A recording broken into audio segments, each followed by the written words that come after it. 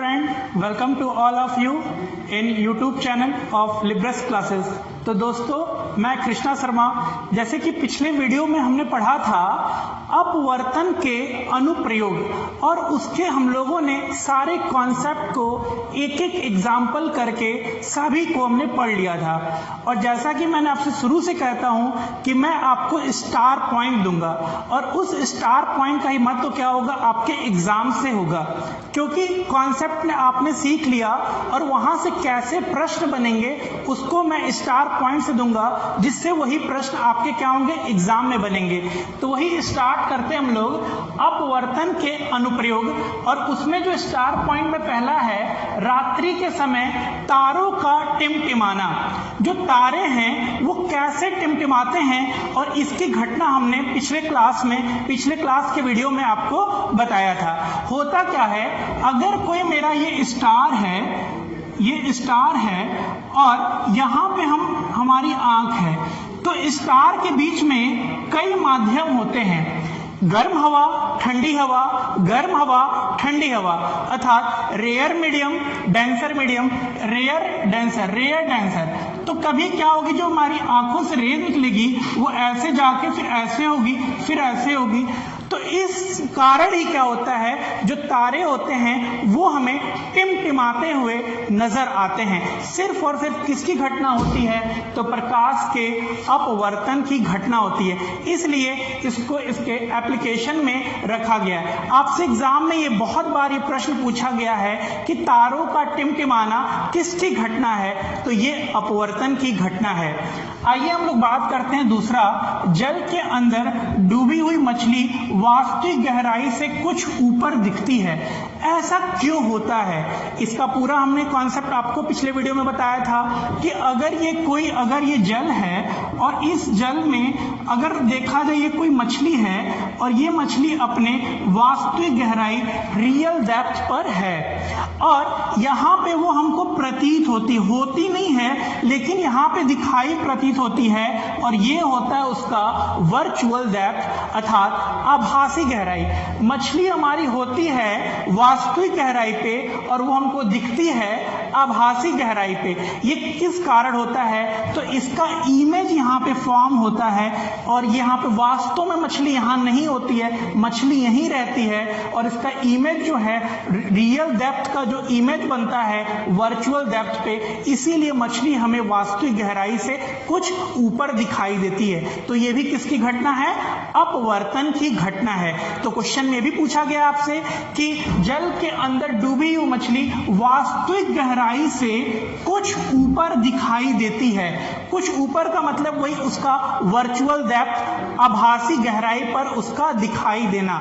यह भी किसकी घटना है, तो सिर्फ और सिर्फ किसकी है, अपवर्तन की घटना है।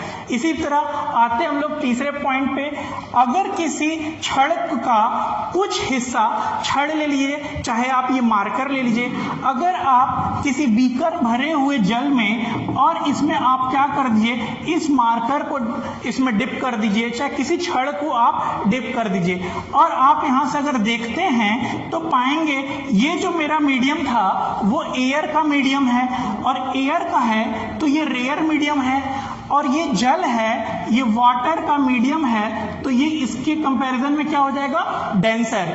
तो जब यहां से जब प्रकाश की किरणें हमारी जाएंगी रेयर से डेंसर, तो वो क्या होगी, अभिलंब की ओर मुड़ेगी। और ये आपको बताए थे अपवर्तन की घटना में जब रेयर से डेंसर की ओर जाएंगे तो यहाँ अपवर्तन होगा, तो मेरा जो वहां पे जो अपवर्तित किरण होगा वो अभिलंब की ओर झुकेगी, और जब ये मेरा अगर मीडियम अगर डेंसर का रहेगा और ये मीडियम रेयर होगा तो ये अपवर्तित किरण क्या होगी, अभिलंब से दूर जाएगी।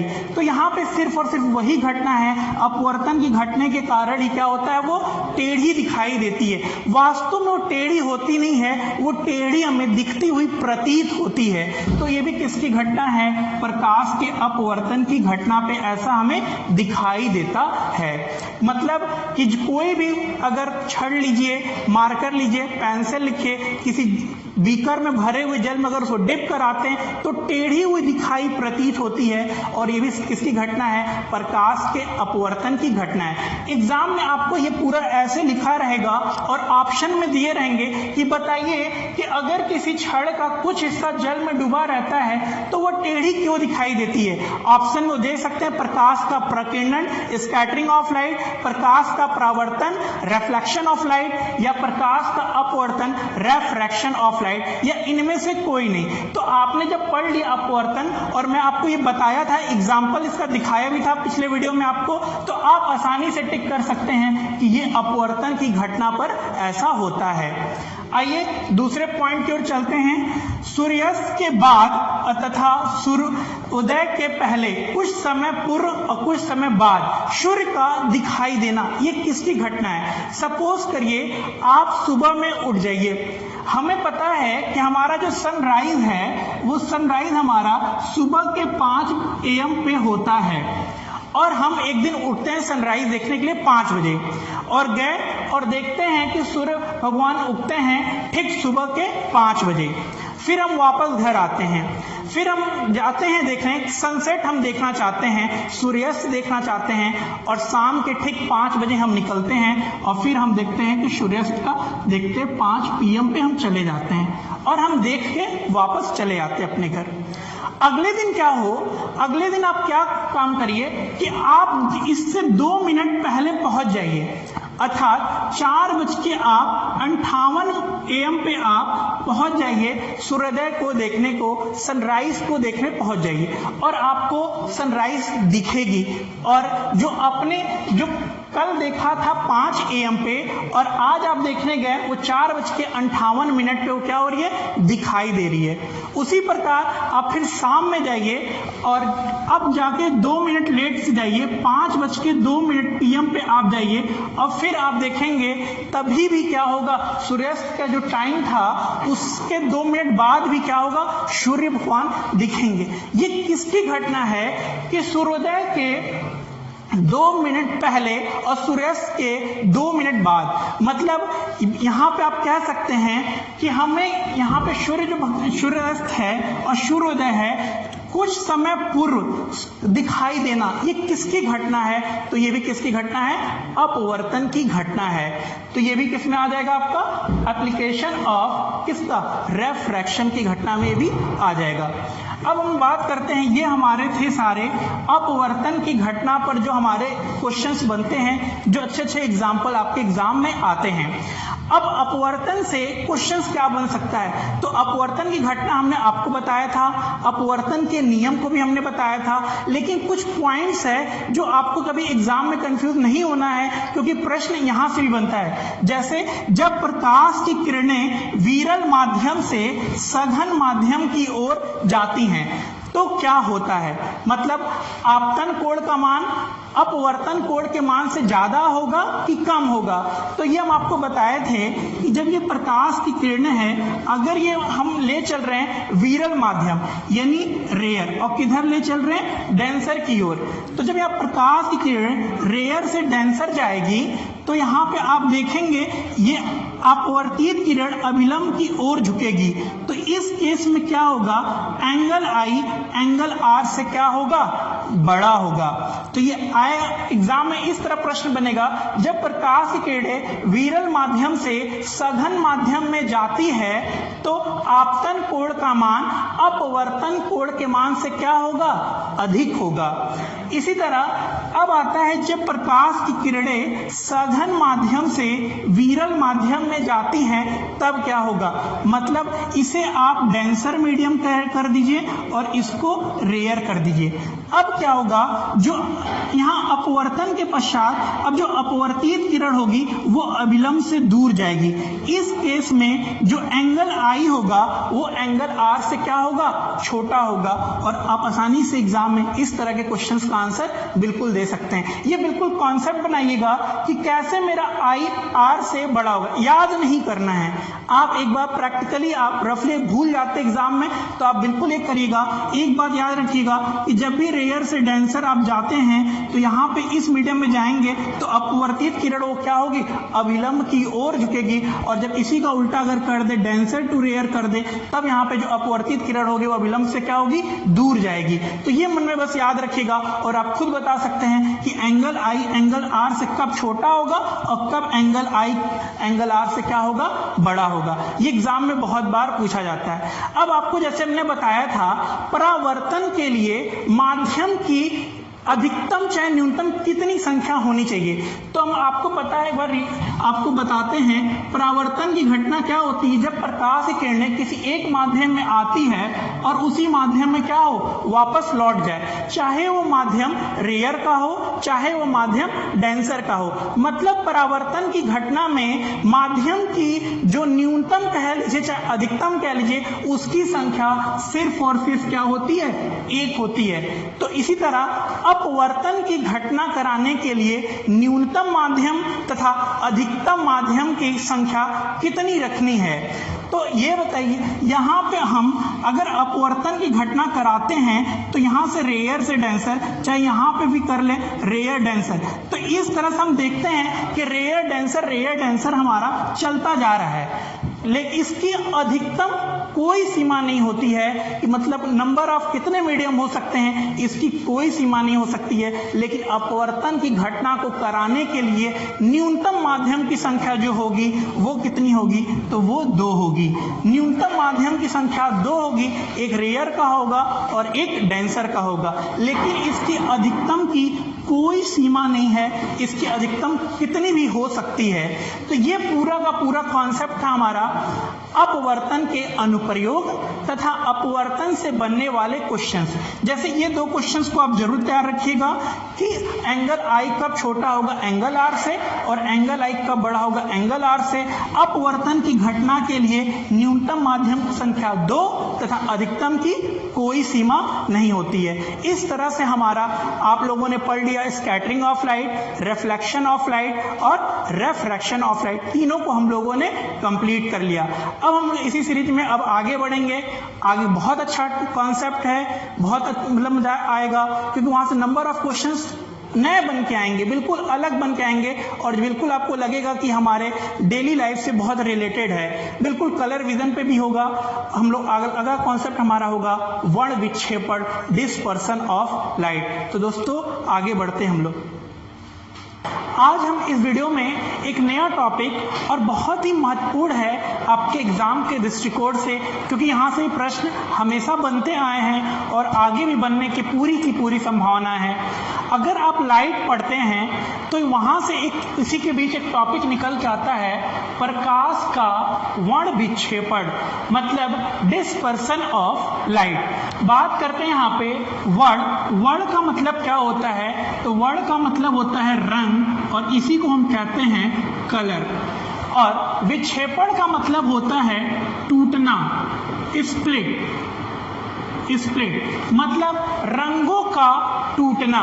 आज हमको यही टॉपिक पढ़ना है, प्रकाश का वर्ण विक्षेपण, मतलब उसके रंग का कैसे वो विभक्त होते हैं, कैसे कितने रंगों में वो टूटते हैं प्रकाश की किरणें। तो आइए इस टॉपिक को स्टार्ट करने से पहले हम लोग जाने हमारी आंखों में ऐसी कौन सी कोशिका उपस्थित होती है जिससे हमें कोई भी वस्तु रंगीन दिखाई देती है या वो ब्लैक एंड व्हाइट दिखाई देती है। तो आइए हमारी आंखों में अगर हम लोग बात करते हैं अपनी आंखों में, तो आंखों में हमारे एक कोन कोशिका होती है और शंकु कोशिका होती है और इसी को हम लोग बोलते हैं कोन सेल। शंकु कोशिका। हमारी आंखों में एक कोशिका प्रेजेंट होती है जिसका नाम होता है शंकु कोशिका अर्थात कोन सेल। ये क्या काम करती है, तो ये हमें कोई भी चीज अगर रंगीन दिख रही है तो सिर्फ और सिर्फ इस कोशिका के उपस्थित होने के कारण। मतलब किसी भी वस्तु हमें पता चल रहा है कि लाल रंग का है, हरा रंग का है, ये जितनी भी रंगीन वो दिख रही है तो सिर्फ और सिर्फ हमारी आंखों में उपस्थित इस कोशिका के कारण ही क्या होती है, वो रंगीन दिखाई देती है। तो हम कह सकते हैं कौन cell is responsible for colour. मतलब कोई भी चीज हमको अगर कलर में देखनी है तो उसके लिए क्या हमारी आंखों में होती है, एक शंकु कोशिका होती है, कोन सेल होती है। और बात आती है कोई भी चीज अगर हमको ब्लैक एंड व्हाइट दिखती है अर्थात काला और सफेद में दिखती है तो वो कौन सी कोशिका होती है। तो हमारी आंखों में एक और कोशिका उपस्थित होती है जिसका नाम होता है रॉड सेल। रॉड सेल अर्थात क्षण कोशिका, इसी को हम बोलते हैं क्षण कोशिका। इससे कोई भी चीज हमको ब्लैक एंड व्हाइट दिखती है तो यहाँ पे हम कह सकते हैं rod cell is responsible for किसके लिए, ब्लैक एंड व्हाइट के लिए, ब्लैक एंड व्हाइट के लिए। कि कोई भी चीज हमको काली और सफेद क्यों दिखाई देती है, इसलिए दिखाई देती है कि हमारे आंखों में क्या होता है, एक रॉड सेल होता है। हमारी आंखों में कोन सेल भी पाई जाती है और रॉड सेल भी पाई जाती है, इसीलिए हम रंगीन वस्तु को भी पहचान पाते हैं, उसको अनुभव कर सकते हैं और काली और सफेद वस्तु को भी हम पहचान सकते हैं और उसका अनुभव कर सकते हैं ये किस रंग का है, कि किस रंग में है या नहीं, ये बिल्कुल हम जज कर सकते हैं सिर्फ और सिर्फ किसके कारण, हमारी आंखों में इन दो कोशिका के उपस्थिति के कारण। बात आती है क्या ये जानवरों में भी होता है, तो नहीं, बंदर को छोड़कर किसी भी जानवर में ये दोनों कोशिका नहीं होती है। बंदर में भी अगर बात करते हैं हम मंकी में, तो मंकी में भी ये कोन सेल और रॉड सेल दोनों पाई जाती है। और ह्यूमन में, मंकी में और ह्यूमन में, इन्हीं दोनों में क्या होती है, कोन सेल और रॉड सेल, ये दोनों सेल पाई जाती है सिर्फ और सिर्फ किस में, ह्यूमन में और मंकी में। अगर किसी भी इसके अलावा कोई जानवर लेते हैं अगर मंकी के अलावा, तो उसमें सिर्फ और सिर्फ कौन सी कोशिका होती है, तो सिर्फ और सिर्फ उसमें रॉड सेल होता है। रॉड सेल का मतलब उनको केवल सारी चीजें ब्लैक एंड व्हाइट दिखाई देती है। तो क्वेश्चन आया था कि इनमें से किसको रंगीन दिखाई देती है, वहां पे था शेर था, हाथी था और एक था हमारा बंदर था, और इनमें से कोई नहीं। तो हम बोलेंगे रंगीन देखने के लिए, तो रंगीन देखने के लिए उनकी आंखों में कोन सेल का होना अत्यंत आवश्यक है, और वो कोन सेल सिर्फ और सिर्फ किसमें होता है, बंदर में होता है। बंदर के अलावा किसी जानवर में कोन सेल नहीं पाई जाती है। अगर कोन सेल नहीं होगा उनकी आंखों में तो वो किसी वस्तु की रंगीन है वो नहीं पहचान सकते कि ये वस्तु हरे रंग की है, ये लाल रंग की है, ये पीले रंग की है। उन्हें सारी चीजें सिर्फ और सिर्फ ब्लैक एंड व्हाइट दिखाई देती है। तो ये हमारी आंखों में, अगर ह्यूमन की बात करें तो ह्यूमन में ये दोनों पाई जाती हैं, रॉड सेल, कोन सेल दोनों पाई जाती है। इसलिए हम किसी भी कलर को क्या कहते हैं, पहचान लेते हैं, उसमें अंतर पहचान लेते हैं कि किस रंग का ये है। आइए हम लोग अब बात करते हैं अपने टॉपिक पे, प्रकाश का वर्ण विक्षेपण। मतलब जो प्रकाश की किरणें होंगी वो कितने रंगों में टूटेगी। वर्ण का मतलब रंग होता है और विक्षेपण का मतलब टूटना, स्प्लिट, मतलब रंग कितने रंगों में किस तरह टूटेगी, उसके फिनोमेना को हम लोग अब यहाँ पे देखते हैं। मान लीजिए हमने ये सूर्य है और ये यहाँ से सूर्य का प्रकाश निकलती है, यहाँ से ये सूर्य है और सूर्य से प्रकाश ये निकली। और आपको पहली बार ये क्वेश्चन में बहुत बार आया हुआ है कि जो सूर्य का प्रकाश होता है, ये जो सूर्य का प्रकाश है ये किस रंग का होता है। तो मैंने पिछले वीडियो में भी आपको बताया था कि जो सनलाइट होती है उसका कलर होता है व्हाइट, मतलब सूर्य का प्रकाश का जो रंग होता है वह सफेद रंग का होता है। ये प्रश्न में बार बार पूछा जाता है। अब देखिएगा, जब सूर्य से श्वेत प्रकाश यहाँ से जब निकलती है और ये किसी प्रिज्म पर यहाँ पे पड़ी, यहाँ पे किसी प्रिज्म पर ये पड़ती है, ये हमारा रहा प्रिज्म। जब श्वेत प्रकाश किसी प्रिज्म पर पड़ती है तो वो क्या होता है, 7 रंगों में क्या हो जाता है, विभक्त हो जाता है। अर्थात प्रिज्म के टकराने के बाद अपवर्तन के पश्चात ये 7 रंगों में क्या हो जाता है, विभक्त हो जाता है। 4, 5, 6 और ये 7, और इसी का ऑर्डर रहता है विबग्योर। विबग्योर मतलब हम कह सकते हैं जब सूर्य का प्रकाश किसी प्रिज्म से गुजरती है तो अपवर्तन के पश्चात वो 7 रंगों में विभक्त होकर प्रिज्म के आधार की ओर क्या हो जाती है, झुक जाती है। प्रकाश के अपने इस 7 अवयवी रंगों में विभक्त होने की क्रिया को ही हम क्या बोलते हैं, वर्ण विक्षेपण बोलते हैं। और यहाँ पे हमने देखा जो बैंगनी रंग है इसका अधिकतम विक्षेपण हुआ और लाल रंग का होता है जो विक्षेपण वो सबसे कम होता है। तो प्रश्न ये आता है जब श्वेत प्रकाश जब किसी प्रिज्म से गुजरती है तो बताइए किस रंग के प्रकाश का विक्षेपण सबसे अधिक तथा किस रंग के प्रकाश का विक्षेपण सबसे कम होता है। तो यहाँ पे लाल रंग का जो विक्षेपण होता है वो होता है मिनिमम डिस्पर्सन होता है, किसका, लाल रंग का। और यहाँ बैंगनी है, वायलेट कलर है, तो इसका जो डिस्पर्सन होता है वो मैक्सिमम डिस्पर्सन होता है।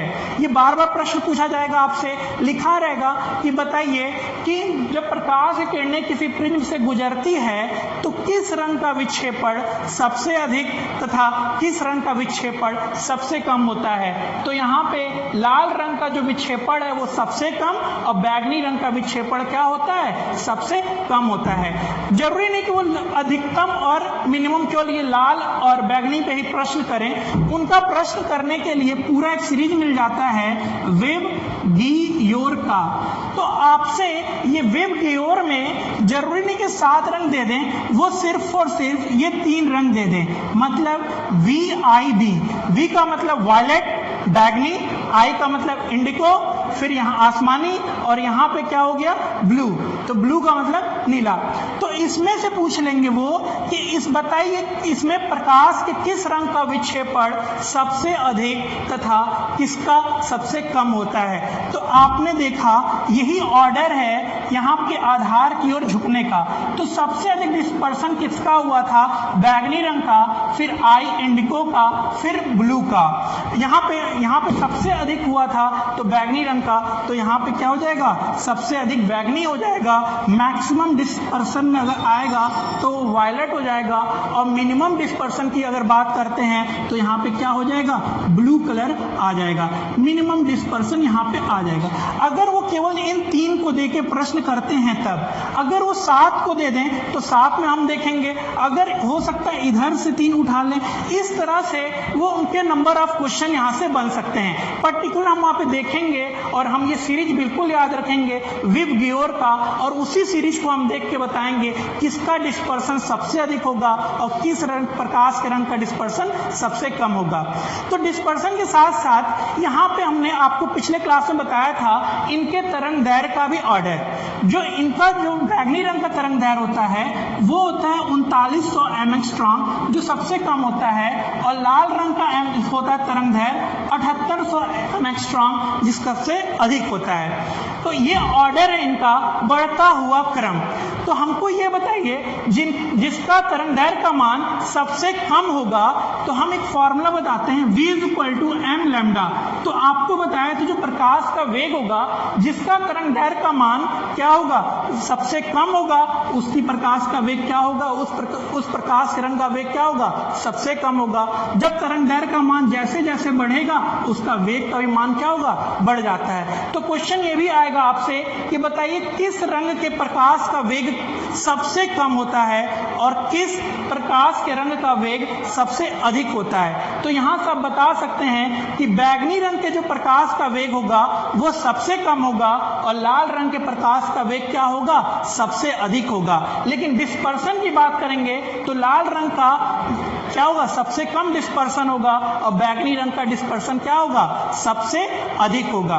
अब हमने बताया था यहाँ पे प्रकाश का वेग, और आपको हमने ये भी बताया था आपको कि जो प्रकाश का वेग किसी अगर माध्यम में लेते हैं तो वह अपवर्तनांक के क्या होते हैं, व्युत्क्रमानुपाती होते हैं। अर्थात जो लाइट ऑफ वेव होती है, वेव की यहाँ पे जो वेलोसिटी होती है, लाइट की जो वेलोसिटी होती है वो क्या होती है, रेफ्रैक्टिव इंडेक्स के क्या होती है, इनवर्सली प्रोपोर्शनल होती है। मतलब अगर ये बैगनी रंग का प्रकाश का वेग सबसे क्या है, कम है, तो इसका अपवर्तनांक क्या होगा, सबसे ज्यादा होगा। उसी प्रकार लाल रंग का वेग सबसे क्या है, अधिक है, तो इसका अपवर्तनांक क्या होगा, सबसे कम होगा। तो इस तरह से प्रश्न वेब की ओर से आपसे यह भी पूछा जा सकता है, किस दो दे देंगे और तुलना करा देंगे आपसे कि किसका प्रकाश का वेग सबसे अधिक है और किसका कम है। साथ ही साथ वो अपवर्तनांक भी पूछ सकते हैं, किसका अपवर्तनांक ज्यादा है, किसका अपवर्तनांक कम है। उसके साथ साथ ये भी पूछ सकते हैं किसका डिस्पर्सन अधिक है, किस प्रकाश के रंग का, और किसका कम है। तो यहाँ पे जो कॉन्सेप्ट है, जो प्रकाश का वर्ण विक्षेपण का कॉन्सेप्ट यही निकल के आता है, जब कोई सूर्य का प्रकाश, अर्थात सूर्य का प्रकाश किस रंग का होता है, सफेद रंग का होता है, तो हम कह सकते हैं जब श्वेत प्रकाश किसी प्रिज्म से गुजरती है तो अपवर्तन के पश्चात वो प्रिज्म के आधार की ओर झुक जाती है, और जो श्वेत प्रकाश है वो अपने अवयवी 7 रंगों में क्या हो जाते हैं, विभक्त हो जाते हैं, जिसका नाम क्या होता है, विबग्योर, और इसी 7 रंगों में विभक्त हो जाते हैं। इस घटना को ही हम क्या कहते हैं, वर्ण विक्षेपण कहते हैं। और इनमें बनने वाले जो प्रश्न है मैं आपको बताया भी, इस ऑर्डर में देंगे और पूछेंगे किस रंग के प्रकाश का वेग सबसे अधिक होगा, किसका कम होगा, और उसके साथ ही साथ वो पूछ सकते हैं इसका डिस्पर्सन पूछ सकते हैं, और उसके अलावा जो प्रश्न बनना रहेगा उनके अपवर्तनांक को वो पूछ सकते हैं। तो इतने सारे जो कॉन्सेप्ट निकल के आते हैं, किससे निकल के आते हैं, वर्ण विक्षेपण का निकल के आता है। अगर आप नोट करना चाहते हैं इसके कॉन्सेप्ट को तो वही कह सकते हैं आप, जब मैंने वही जो समझाया वही यहाँ पे लिखवाया है। जब श्वेत प्रकाश की किरणें किसी प्रिज्म से गुजरती है तो अपवर्तन के पश्चात प्रिज्म के आधार की ओर झुक जाती है और 7 रंगों में क्या होती है, विभक्त हो जाती है। श्वेत प्रकाश का अपने अवयवी रंगों में विभक्त होना, इस घटना को ही हम क्या कहते हैं, वर्ण विक्षेपण कहते हैं। तो इससे जो प्रश्न बनते हैं, यही जितना मैंने कॉन्सेप्ट दिया, इसके अलावा और कोई प्रश्न बनने के पास उनके पास अभी तक नहीं बने, और कोई कॉन्सेप्ट यहाँ से यही से बनते हैं कि उनका डिस्पर्सन पूछेंगे आपसे, रेफ्रैक्टिव इंडेक्स पूछेंगे और उसकी वेलोसिटी पूछेंगे। इतना ही था इस टॉपिक में। अगला टॉपिक जो हमारा होगा TIR का, जो कि बहुत ही महत्वपूर्ण है। जैसे आप समझेंगे कि मिराज का बनना, जो आप हाईवे वगैरह पे चलते हैं तो आपको वहां पर सड़कों पे पानी दिखती है, वास्तव में आप पहुंचते हो तो पानी गायब हो जाती है। इस तरह की घटना, ये हमारा पूर्ण आंतरिक परावर्तन में TIR की घटना है, जो कि मेरा अगला कॉन्सेप्ट वही होगा। आज के वीडियो के लिए वर्ण विक्षेपण इतना मैंने कंप्लीट किया आपके लिए, और इसको आप अच्छे से तैयार करिएगा और अगले वीडियो का इंतजार करिएगा नेक्स्ट कॉन्सेप्ट के लिए। Thank you.